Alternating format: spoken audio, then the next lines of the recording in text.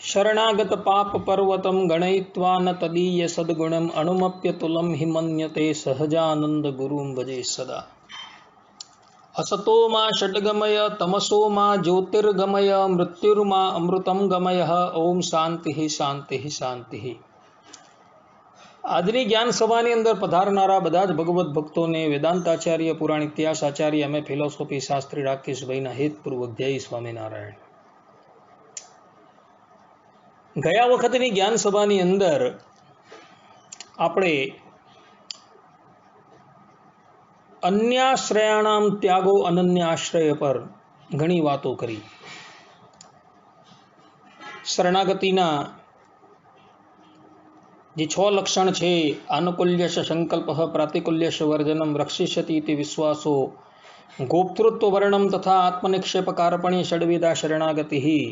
આની અંદર આપણે કાર્પણ્ય એટલે કે દીનતા, પોતાને અસમર્થ સમજવું, એના પર આપણે વાત કરતા હતા અને એના માધ્યમથી તમને બધાને અન્યાશ્રયી ઉપર વિસ્તારથી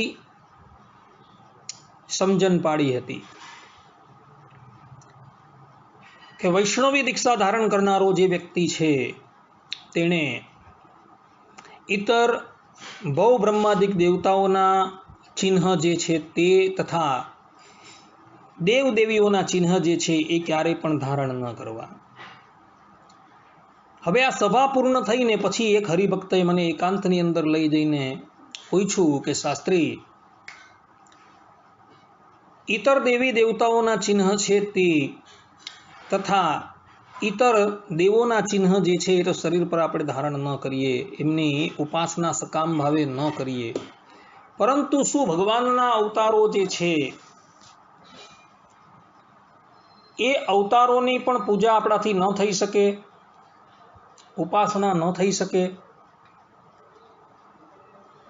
તો એ બાબતનો જરા તમે ખુલાસો કરી દેજો। તો આજે એ બાબતનો પણ આપણે ખુલાસો કરી દઈએ। તો ભગવાન સ્વામિનારાયણ લોયાના 11મા વચનામૃતની અંદર પોતે કહી રહ્યા છે, અને જેવી ભગવાનની મૂર્તિ પોતાને મળી હોય તેનું જ ધ્યાન કરવું, અને પૂર્વે ભગવાનના અવતાર થઈ ગયા તે મૂર્તિનું ધ્યાન ન કરવું, અને પોતાને ભગવાનની મૂર્તિ મળી હોય તેને વિશે પતિવ્રતાની પેઠે ટેક રાખવી। જેમ પાર્વતીએ કહ્યું છે, જે કોટી જન્મ લગ રગડ હમારી વરુ શંભુ કે રહુ કુમારી, એવી રીતે પતિવ્રતાપણાની ટેક તે પણ ભગવાનનું રૂપ અન્ય જીવનું રૂપ તે બેને વિશે અવિવેકી પુરુષને સમભાવ થાય છે તેની નિવૃત્તિને અર્થે કહી છે। કેમ જે પોતાને મળી જે મૂર્તિ તેને મૂકીને તેના જ પૂર્વે પરોક્ષ અવતાર થયા છે તેનું જો ધ્યાન કરે તો તે ભગવાન વિના બીજા જે દેવ મનુષ્યાદિક આકાર છે તેનું પણ ધ્યાન કરે। માટે પતિવ્રતાના જેવી ટેક કહી છે, પણ ભગવાનની મૂર્તિઓને વિશે ભેદ નથી। ભગવાન સ્વામિનારાયણ અહીં સ્પષ્ટ રૂપે કહી રહ્યા છે કે પોતાને જે મળી ભગવાનની મૂર્તિ હોય એ મૂર્તિની જ ઉપાસના કરવી, એનું જ ધ્યાન કરવું, પૂર્વે થયેલા જે ભગવાનના અવતારો છે તેની ધ્યાન છે તેની ઉપાસના ન કરવી।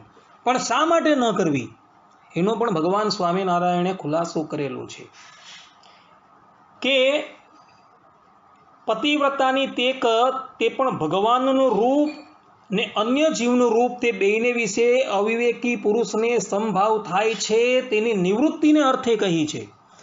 કેમ જે પોતાને મળી જે મૂર્તિ તેને મૂકીને તેના જ જે પરોક્ષ અવતાર થાય છે તેનું જો ધ્યાન કરે તો તે ભગવાન વિના બીજા જે દેવ મનુષ્યાદિક આકાર છે તેનું પણ ધ્યાન કરે।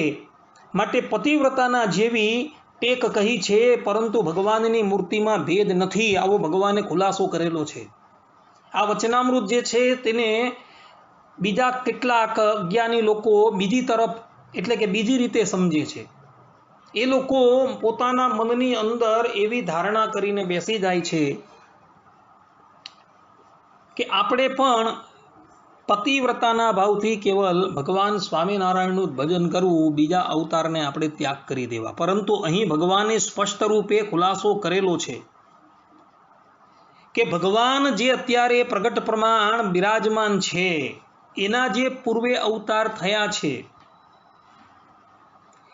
એ અવતાર અને એ ભગવાનની મૂર્તિઓની અંદર કોઈ ભેદ નથી, પરંતુ પોતાને મળેલું જે સ્વરૂપ જે છે તેની અંદર પતિવ્રતાની ભક્તિ રાખવી. કેમ? કારણ કે એ ભગવાનનું ધ્યાન સિવાય ઇતર પૂર્વે જે થયેલા ભગવાનના અવતારો છે એનું ધ્યાન કરવા લાગે તો એની સાથે બીજા દેવ મનુષ્ય આદિકનું પણ ધ્યાન કરવા લાગે એ મનુષ્ય. તો એને લઈને પછી એ વ્યક્તિને અન્યાશ્રય થઈ જાય. એટલે ભગવાનના બીજા અવતારોનું ધ્યાન કરે, દેવી દેવતાઓનું ધ્યાન કરે, બીજા પુરુષોનું ધ્યાન કરવા માંડે તો એની મતિ સ્થિર ન રહે, એક અવિચલ મતિ એની ન રહે. એટલે માટે ભગવાન સ્વામિનારાયણ અહીં કહી રહ્યા છે કે પોતાને મળેલું જે સ્વરૂપ છે ને તેને વિશે પતિવ્રતાની ભક્તિ રાખવી. પરંતુ એમ નથી કીધું ભગવાન સ્વામિનારાયણે કે રામકૃષ્ણાદિક અવતારો જે છે એ પ્રગટ પ્રમાણ એવા મારાથી ભિન્ન છે. એ બંને રામકૃષ્ણાદિક અવતારો છે તે અને હું તથા પૂર્વે જે મત્સ્ય કત્સ્ય આદિક અવતારો થયા એ બધા અભિન્ન જ છે અમારાથી. ને એટલે જ માટે હરિદિગ્વિજયની અંદર 43મા અધ્યાયની અંદર વડોદરાની અંદર વિદ્વાનોની સભાની અંદર ભગવાન સ્વામિનારાયણ સ્પષ્ટ રૂપે કહે છે કે ભગવાનના બધા જ અવતારો જે છે એ કલ્યાણકારી છે અને જેના મનની અંદર જે રૂચે તે વ્યક્તિ તેનું ધ્યાન કરી શકે છે અને અંતે એને પરબ્રહ્મ પરમાત્માની જ પ્રાપ્તિ થવાની છે. અહીં જે પતિવ્રતાની ભક્તિ કરવાની વાત ભગવાન સ્વામિનારાયણે કરેલી છે તેનો અર્થ એવો છે કે પોતાને મળેલું જે સ્વરૂપ છે તેની અંદર અચલ નિષ્ઠા રહે. એટલે માટે જો પૂર્વે થયેલા જે ભગવાનના બીજા અવતારો છે તેનું પણ ધ્યાન ઉપાસન એ કરવા લાગે તો એની સાથે બીજા દેવી દેવતાઓનું પણ ધ્યાન ઉપાસન કરવા લાગે, બીજા મનુષ્યોનું પણ ધ્યાન ઉપાસના કરવા લાગે અને પછી એ બધાની વિશે સંભાવ આવી જાય. તો એવો સંભાવ ટાળવા માટે ભગવાનના અવતારો અને મનુષ્યને વિશે સંભાવ ટાળવા માટે ભગવાન સ્વામિનારાયણ કહે છે કે પોતાને મળેલું જે સ્વરૂપ છે તેને વિશે પતિવ્રતાની ભક્તિ રાખવી. અને પછી અગાડી કહી દીધું કે ભગવાનની મૂર્તિઓની અંદર કોઈ ભેદ નથી. અર્થાત કે ભગવાનની મૂર્તિ એક જ છે. ભલે વ્યક્તિની સાથે જ્યારે એ જોડાય છે ત્યારે એ વ્યક્તિને લઈને એની ભિન્નતા આવે છે, પરંતુ વસ્તુતાએ એના તત્વની અંદર કોઈ ભેદ નથી. ને આ જ બાબત ભગવાન સ્વામિનારાયણે શિક્ષાપત્રીમાં લખેલી છે.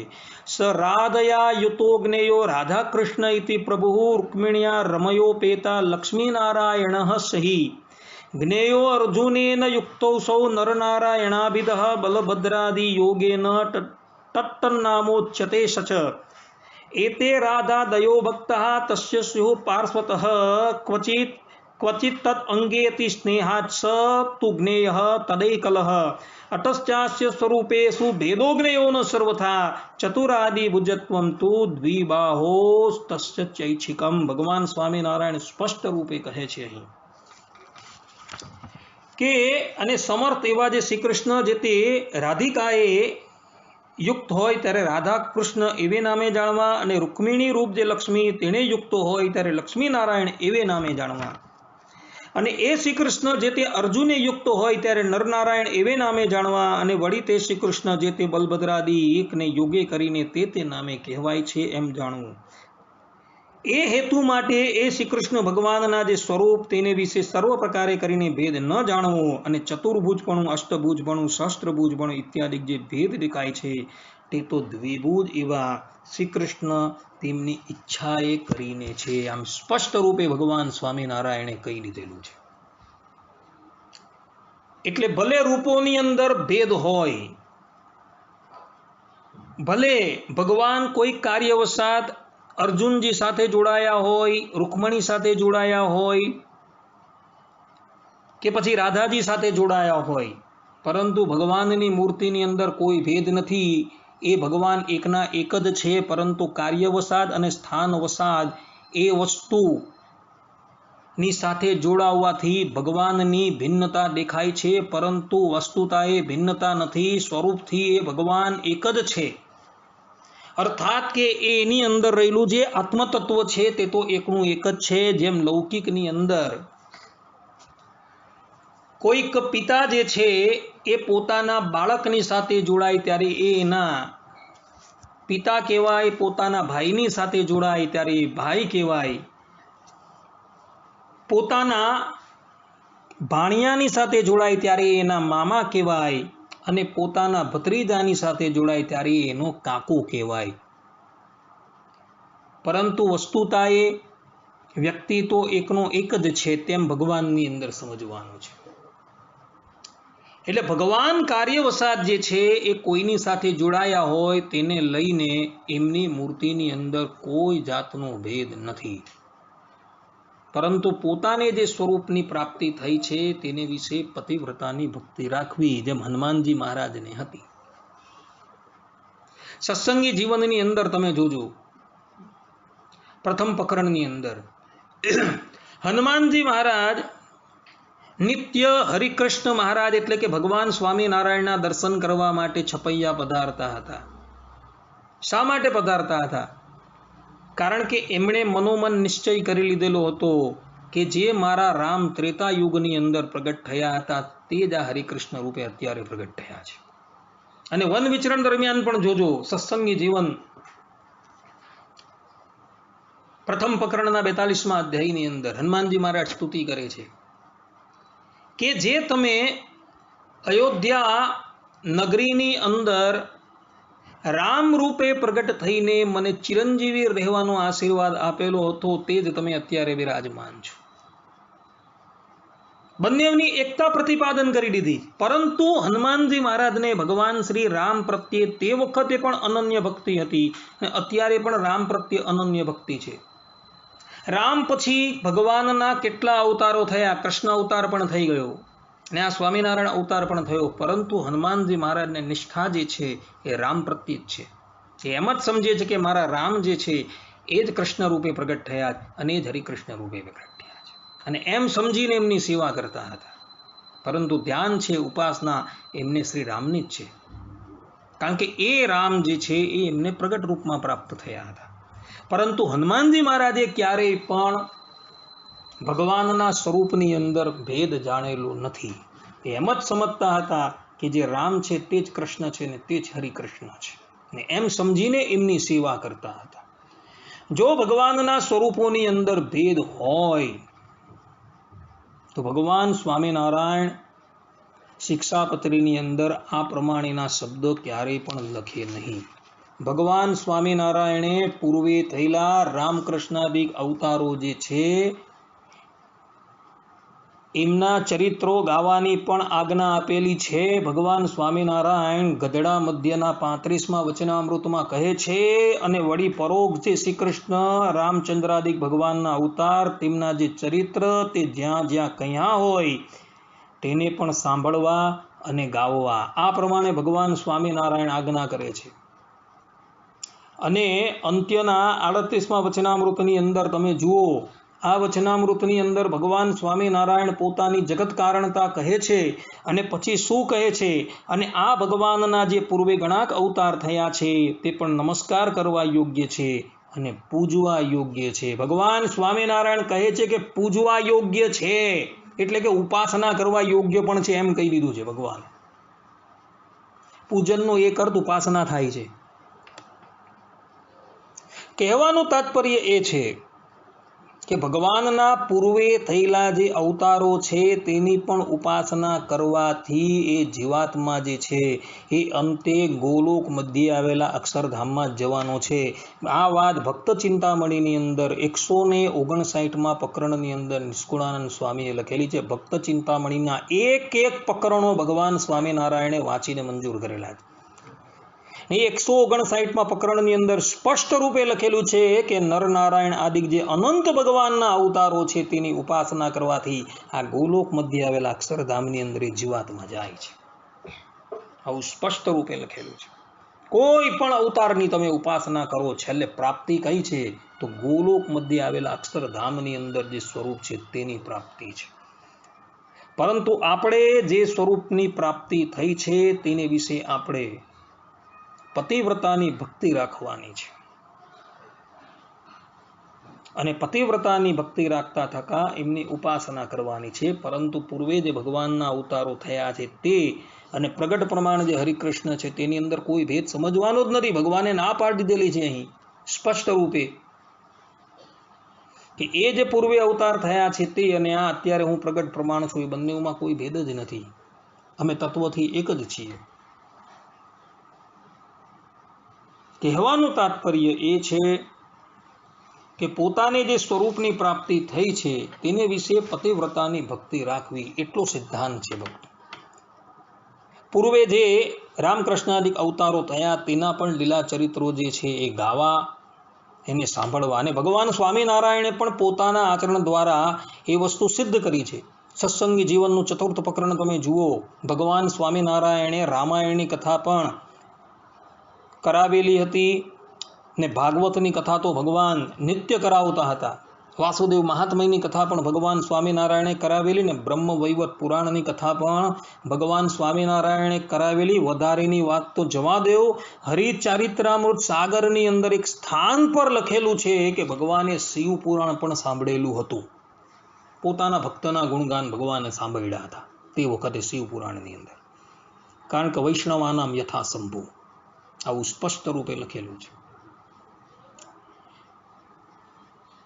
આનો મતલબ એ છે કે ભગવાન સ્વામિનારાયણે પોતાના આચરણથી પણ આ વાત સિદ્ધ કરી દીધી છે કે પરબ્રહ્મ પરમાત્મા એવો હું જે જગત કારણ છું, હું પણ મારા પૂર્વે જે થયેલા અવતારો જે છે જે મારાથી અભિન્ન છે એના પણ ચરિત્ર હું સાંભળું છું. તો તમારે પણ સાંભળવાના છે.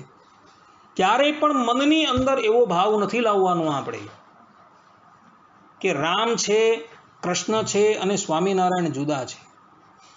જ્યારે રામચંદ્રજીના ચરિત્ર તમે સાંભળતા હો, ભગવાન શ્રી કૃષ્ણના ચરિત્ર જ્યારે તમે સાંભળતા હો ત્યારે મનની અંદર એવો જ વિચાર લાવવાનો છે કે મારા જ જે ઈષ્ટદેવ પરબ્રહ્મ પરમાત્મા ભગવાન શ્રી હરિ છે તે જ ત્રેતા યુગની અંદર રામ રૂપે પ્રગટ થયા હતા અને મારા જ ઈષ્ટદેવ ભગવાન શ્રી હરિ છે તે કલી અને દ્વાપરની સંધિની અંદર મથુતાપુરી વિશે શ્રી કૃષ્ણ રૂપે પ્રગટ થયા હતા અને એ જ મારા આરાધ્ય દેવ જે છે એ જ આ ચરિત્ર કરી રહ્યા છે. અને હનુમાનજી મહારાજ આદિ મોટા જે ભગવાનના ભક્તો જે હતા તે આ જ સમજતા હતા. સત્સંગી જીવન જે છે એના પ્રમાણમાં સાક્ષી પૂરે છે. હનુમાનજી મહારાજ જેવા પરમ ભાગવત જે હતા તેઓ પણ ભાગવત આદિ ગ્રંથોને સાંભળતા હતા. જેના આરાધ્ય દેવ કેવલ ને કેવલ શ્રી રામ છે એ હનુમાનજી મહારાજે પણ ભાગવત સાંભળેલું છે અને ભાગવતના આદિ પ્રચારક છે હીરાએ એવું મધ્વાચાર્યજી પોતે પોતાના ગ્રંથોની અંદર લખે છે. એક વખતની વાત છે, જગતગુરુ વલ્લભાચાર્યજી પૃથ્વીની પરિક્રમા કરતા થકા ચિત્રકૂટ પધારેલા હતા. હવે ચિત્રકૂટની અંદર તે વખતે હનુમાનજી મહારાજ જે હતા એ બિરાજમાન હતા. હનુમાનજી મહારાજ આચાર્યશ્રીની પાસે પધાર્યા. પરસ્પર બંને મહાનુભાવોએ એકબીજાને વંદન કર્યા. હનુમાનજી મહારાજ કહે કે આચાર્યશ્રી રામાયણની કથા સંભળાવો. ને આચાર્યશ્રી 7 દિવસ લગીન ચિત્રકૂટની અંદર રામાયણની કથા જે છે હનુમાનજી મહારાજને સંભળાવે છે. કથા સાંભળીને હનુમાનજી મહારાજ અતિશય પ્રસન્ન થયા અને કહ્યું કે આચાર્યશ્રી આપશ્રીને જે દક્ષિણા જોઈતી હોય તે બોલો. ત્યારે આચાર્યશ્રી શું કહે છે કે હનુમાનજી મહારાજ હવે 7 દિવસ લગીને તમે શ્રીમદ ભાગવતનું શ્રવણ કરો, અને હનુમાનજી મહારાજ 7 દિવસ લગીને શ્રીમદ ભાગવતનું શ્રવણ કરવા માટે બેસે છે. આ વાત જે છે ને એ વલ્લભ દિગ્વિજય નામના ગ્રંથની અંદર લખાયેલી છે. જોજો તમે ત્યાં જઈને. હનુમાનજી મહારાજ જે રામના ઉપાસક છે તેણે શ્રી કૃષ્ણના ચરિત્ર સાંભળેલા છે. અને મધ્વાચાર્યજી તો શ્રીમદ ભાગવત જે આખો શ્રી કૃષ્ણ ભગવાનના મહાત્મયથી પરિપૂર્ણ છે તેના આદિ પ્રચારક તરીકે હનુમાનજી મહારાજને બતાવેલા છે. કહેવાનું તાત્પર્ય એ છે કે મોટા પુરુષોએ જે ક્યારેય પણ આ સ્વરૂપોની અંદર ભેદભાવ સમજેલો જ નથી, તો પછી આપણે કોણ ભેદભાવ સમજનારા? જ્યાં પરબ્રહ્મ પરમાત્મા ભગવાન સ્વામિનારાયણ, જેને શાસ્ત્રોની અંદર વેદવિદ કહેલા છે, સર્વજ્ઞ કહેલા છે, આપણે એમ સમજીએ છીએ કે આપણા ઈષ્ટદેવ જે છે તે કૃષ્ણ અવતાર ધારણ કરીને પધારેલા હતા, અને એવો જ પોતે કુરુક્ષેત્રના રણ મેદાનની અંદર વેદ વિદેવ ચ્યા અહમ કહે છે કે વેદનો અર્થ કેવલ હું જ જાણું છું. એ ભગવાન જે છે એ પોતે કહી રહ્યા છે કે ભગવાનની મૂર્તિની અંદર કોઈ ભેદ નથી. તો આપણા જેવા જેને કોઈ વેદનું જ્ઞાન નથી, જેને વેદના વકારનું પણ જ્ઞાન નથી, એ લોકો એવું કહેતા ભરે છે કે સ્વામિનારાયણ જુદા છે, રામ જુદા છે, કૃષ્ણ જુદા છે. એ કેવી રીતના માન્ય રખાય? આવું કહીને તો આવા લોકો જે છે એ પોતાની બુદ્ધિનું પ્રદર્શન કરી રહ્યા છે. ભક્તો, કેટલાક લોકો કંઈ પણ જાતની સમજણ રાખ્યા વગર, જે લોકોનું ભણતર જે છે એ એટલું બધું છે પણ નહીં, સૌ સામાન્ય કક્ષાનું એ લોકોનું ભણતર છે, તો એવા લોકો જે છે એ શિક્ષાપત્રીના 101મા શ્લોકની અંદર જે ભગવાન સ્વામિનારાયણ એવું કહી રહ્યા છે કે એતેષુ યાની વાક્યાની શ્રીકૃષ્ણસ્ય વૃષસ્ય ચ અત્યુત્કર્ષ પરાણી સ્યુઃ તથા ભક્તિ વિરાગયોઃ. અને એ સર્વે છત્શાસ્ત્રની વિશે જે ભગવાન વચન જે છે તે વચન જે તે શ્રી કૃષ્ણ ભગવાનનું સ્વરૂપ તથા ધર્મ તથા ભક્તિ તથા વૈરાગ્ય એ ચારના અતિ ઉત્કર્ષપણાને કહેતા હોય તે વચન જે તે બીજા વચન કરતાં પ્રધાનપણે માનવા. હવે આ પ્રમાણે જે લખેલું છે તેનો અર્થ જે છે એ ગલત રીતે કરે છે. એ લોકો એવું કહેવા માંગે છે કે આપણા સંપ્રદાયના ગ્રંથોની અંદર જે બીજા અવતારો કરતાં ભગવાન સ્વામિનારાયણને સર્વોપરી બતાવેલા હોય ને તે વચન પ્રધાનપણે માનવું. તો હું એ લોકોને પૂછું છું કે ભાઈ કયા ગ્રંથની અંદર ભગવાન સ્વામિનારાયણે પોતા કરતાં શ્રી કૃષ્ણ ભગવાનને કનિષ્ઠ બતાવેલા છે, રામને કનિષ્ઠ બતાવેલા છે? વચનામૃતનું પાને પાનું જોઈ લીધું. સત્સંગી જીવન ગ્રંથ જે ભગવાન સ્વામિનારાયણે પોતાની હયાતીની અંદર લખાવેલો છે. શિક્ષાપત્રી જે છે, શિક્ષાપત્રી અર્થદીપિકા ટીકા છે, એનું પાને પાનું જોઈ લીધું તો એક પણ જગ્યાએ એવું કોઈ પણ વાક્ય જોવા મળતું નથી કે ભગવાન સ્વામિનારાયણે પોતા કરતા શ્રી કૃષ્ણ ભગવાનને કનિષ્ઠ કહ્યા. આ શ્લોકનો જે અર્થ છે ને એ શ્લોકનો અર્થ એના ભાષ્યની અંદર તથા ભગવાન સ્વામિનારાયણે જેને પોતાના સ્વમુખે શિક્ષાપત્રી પર ટીકા લખવાની આજ્ઞા આપેલી છે એવા સતાનંદ સ્વામીએ અર્થદીપિકા ટીકાની અંદર બહુ સુંદર રીતે સમજાવેલો છે. ભગવાન સ્વામિનારાયણના શિષ્ય સતાનંદ સ્વામી સ્પષ્ટ રૂપે કહે છે કે જે જગ્યાએ શાસ્ત્રોની અંદર ભગવાન શ્રી કૃષ્ણને અંશ કીધા હોય અને એ જ શાસ્ત્રોની અંદર બીજા સ્થાનની ઉપર ભગવાનને પૂર્ણ કીધા હોય તો પૂર્ણ જે જગ્યાએ કહ્યા છે એ વચન પ્રથમ ગ્રહણ કરવું. જેમ કે શ્રીમદ ભાગવતની અંદર ચતુર્થ સ્કંધની અંદર સ્પષ્ટ રૂપે એવું લખેલું છે કે શ્યામ અને એક શ્વેત જે છે એ કેસ જે છે એ ગોલોકમાંથી પડ્યા. હવે આવા શબ્દો લખેલા છે એટલે બધા લોકો એવું સમજે છે કે શ્રી કૃષ્ણ ભગવાન જે છે એ અંશા અવતાર છે. તો આ વાક્ય જે છે એ ગ્રહણ નથી કરવાનું, પરંતુ શ્રીમદ ભાગવતના દસમ સ્કંધની અંદર બ્રહ્માજીની સ્તુતિ જે છે તેની અંદર બ્રહ્માજી કહે છે, અહો ભાગ્યમ નંદ ગો વ્રજોકશામ યમ મિત્રમ પરમાનંદમ પૂર્ણમ બ્રહ્મ સનાતનમ. અહીં પૂર્ણ બ્રહ્મ તરીકે શ્રી કૃષ્ણ ભગવાનને બ્રહ્માજી કહી છે તે એ વાક્ય પ્રથમ લેવાનું છે. એતે ચાંશ કલાપુંશ કૃષ્ણસ્તુ ભગવાન સ્વયં, કે પૂર્વે જે હું કહી ગયો મનુ આદિક જે છે તે તથા મરીચી આદિક જે કહેવાય છે તે ભગવાનના બધા અંશા અવતાર છે, પરંતુ કૃષ્ણ તો સાક્ષાત પરબ્રહ્મ પરમાત્મા ભગવાન છે. તો આ વાક્ય જે છે ને એ પ્રથમ ગ્રહણ કરવાનું છે પેલા શીત કૃષ્ણ કેશ કરતા. અને શીત કૃષ્ણ કેશનો અર્થ પણ ભગવત પ્રસાદજી મહારાજે શ્રીમદ ભાગવતની ભક્તરંજની ટીકાની અંદર બહુ સારી રીતના સમજાવેલો છે કે શીત અને કૃષ્ણ કેશ એટલે શું. તો શીત અને કૃષ્ણ કેશ એટલે ભગવાન શ્રી કૃષ્ણએ જ્યાં ધોળો અને કાળો કેશ જે પ્રગટ કર્યો ને તેનો અર્થ એવો સમજવાનો છે કે જગતનો ભાર ઉતારવા માટે મારા વાળ જે કહેવામાં આવે ને એટલું જ ઐશ્વર્ય પર્યાપ્ત છે, એવું ભગવત પ્રસાદજી મહારાજે અર્થ કરેલો જ ને. આ જ અર્થ શ્રીધર સ્વામીએ ભાગવતની ટીકાની અંદર કરેલો છે. અને ઇતર જેટલા પણ ભાગવતના ટીકાકારો થઈ ગયા છે તે લોકોએ આ જ વાત કરેલી છે કે આ જગ્યાએ કેવલ ભગવાન શ્રી કૃષ્ણએ પોતાનું ઐશ્વર્ય બતાવ્યું છે કે જગતનો ભાર ઉતારવો તો મારા આ વાળ જ ખાલી પર્યાપ્ત છે, બીજું કંઈ નથી. તો આ વાક્ય જે છે એને ગૌણ ગણવાના છે ને જે જગ્યાએ શ્રી કૃષ્ણ ભગવાનને પૂર્ણ બતાવેલા છે એ વાક્ય ગ્રહણ કરવાના છે. આ શ્લોકનો આ તાત્પર્ય છે. તો કેટલાક અજ્ઞાની લોકો જે છે એ આનો અર્થ સંપૂર્ણ રીતે ભિન્ન કરે છે કે આપણે આપણી કપોળકલ્પિત વાતોની અંદર જે જગ્યાએ આપણા માનીતા મૂળ અક્ષર ગુણાતીતાનંદ સ્વામી જેના નામની ઉપર આ કપોળકલ્પિત વાતો બનાવવામાં આવેલી છે, બિચારા ગુણાતીતાનંદ સ્વામી તો સાવ નિર્દોષ હતા.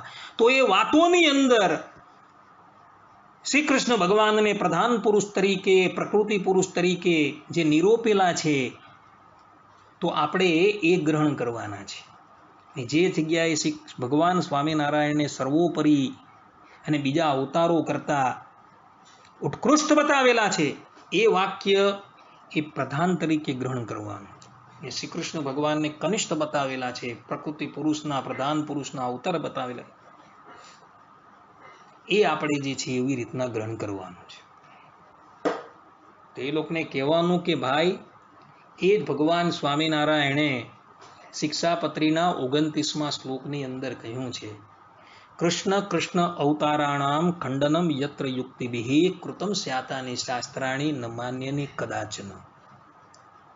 કે જે શાસ્ત્રની અંદર શ્રી કૃષ્ણ ભગવાન અને શ્રી કૃષ્ણ ભગવાનના વરાહાદિક અવતારોનું ખંડન યુક્તિએ કરીને ખંડન કરવામાં આવેલું હોય ને તે શાસ્ત્ર ક્યારેય પણ ન માનવું. ને અત્યારની ગુણાતીતાનંદ સ્વામીની વાતોની અંદર અને ગોપાળાનંદ સ્વામીની વાતોની અંદર તો નરુ ભગવાનના અવતારોનું ખંડન જ કરેલું છે. આ જ ગુણાતીતાનંદ સ્વામીની વાતોની અંદર તમે જુઓ 521મી વાત જુઓ તમે, ત્યાં શું લખેલું છે કે જે પણ લોકો રામકૃષ્ણાદિક અવતાર સાથે સ્વામિનારાયણ ભગવાનને એક સમજશે, અભિન્ન સમજશે, તે લોકો પંચ મહાપાપથી પણ મોટા પાપી છે.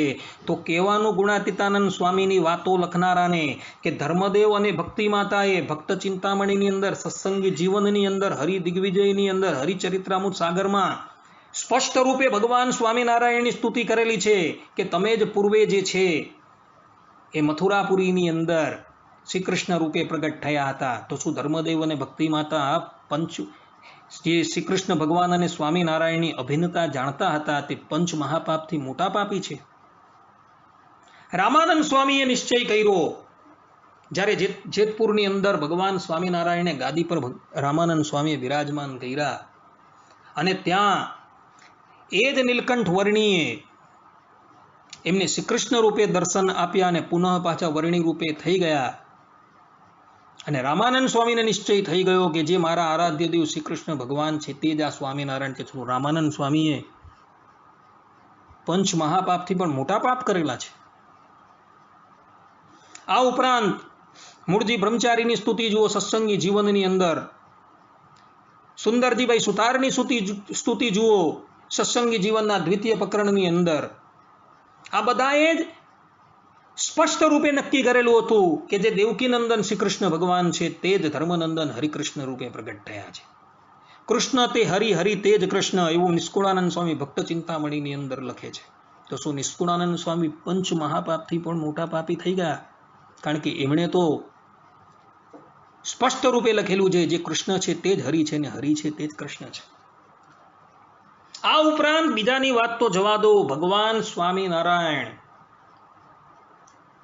હરિ દિગ્વિજયની અંદર 14મા ઉલ્લાસની અંદર 74મા શ્લોકની અંદર પોતે કહે છે, જ્યારે બુટ્ટોલ પટ્ટનને વિશે મહાદત્ત નામના રાજાના રાજ્યની અંદર એક બ્રાહ્મણ જે ટૈલંગ બ્રાહ્મણ હતો એ જ્યારે આવે છે અને એ હાથીનું દાન સ્વીકાર કરે છે ત્યારે એ ગૌર વર્ણનો હતો તે શ્યામ વર્ણનો થઈ ગયો. ત્યારે ભગવાન સ્વામિનારાયણ એને કહે છે કે તું એવો સંકલ્પ કર કે આ નીલકંઠ વર્ણી છે એ સાક્ષાત શ્રી કૃષ્ણ છે. આવો સંકલ્પ કર તો તારો વર્ણ જે શ્યામ થઈ ગયો છે તે પુનઃ શ્વેત થઈ જશે. ને આ પ્રમાણે એ બ્રાહ્મણે સંકલ્પ કર્યો તો એ શ્યામ વર્ણનો હતો એ શ્વેત વર્ણનો થઈ ગયો. તો ભગવાન સ્વામિનારાયણે ત્યાં પોતે જ પોતાના શ્રીમુખે કહ્યું છે કે હું સાક્ષાત શ્રી કૃષ્ણ છું. તો શું ભગવાન સ્વામિનારાયણ પણ પંચ મહાપાપથી મોટા પાપી થઈ ગયા? ગુણાતીતાનંદ સ્વામી તો આવું કહે છે વાતોની અંદર. 521મી વાત જુઓ ખોલીને તમે, 5મા પ્રકરણની 521મી વાત કાઢો. આ ઉપરાંત બીજા નંદ સંતો સદગુરુ ગોપાળાનંદ સ્વામી, મુક્તાનંદ સ્વામી, નિત્યાનંદ સ્વામી, જેણે પોતાના ગ્રંથોની અંદર સ્થાનની અંદર શ્રી કૃષ્ણ અને સ્વામિનારાયણની અભિન્નતા બતાવેલી છે. એ શું બધા પંચ મહાપાપથી પણ મોટા પાપી થઈ ગયા? જો આ વાતને માન્યતા આપવામાં આવે તો આખો આ ઉદ્ધવ સંપ્રદાય જે છે ને એ વેદ વિરુદ્ધ થઈ જાય. તો શું આપણે બધા વેદ વિરુદ્ધ છીએ? આપણો સંપ્રદાય વેદ વિરુદ્ધ તમે સિદ્ધ કરવા માંગો છો? તો કોઈ પણ આસ્તિક જન આપણા સંપ્રદાયનું છે એ એમ જ કહેશે કે ના આપણે વેદને માન્ય છે. તો વેદને તમે માનતા હોય ને તો આ કચ્ચરપટ્ટી વાત જે છે ને એને ક્યારેય પણ ન માન્ય રખાય.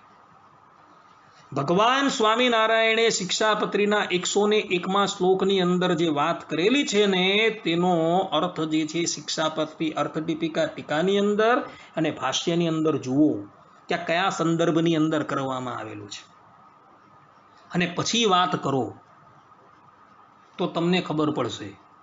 પહેલા ભાષ્ય ઇત્યાદિકનું અધ્યયન કરો ને પોતાની અંદર સામર્થ્ય નથી તો બીજા મોટા મોટા સદગુરુઓ છે તેના ચરણની અંદર જાઓ અને કહો કે આ શ્લોકનો શું અર્થ થાય છે, તો તમને યથાર્થ રીતે સમજાવશે. પોતાની કપોળ કલ્પિત બુદ્ધિથી ક્યારે પણ અર્થ ન કરો.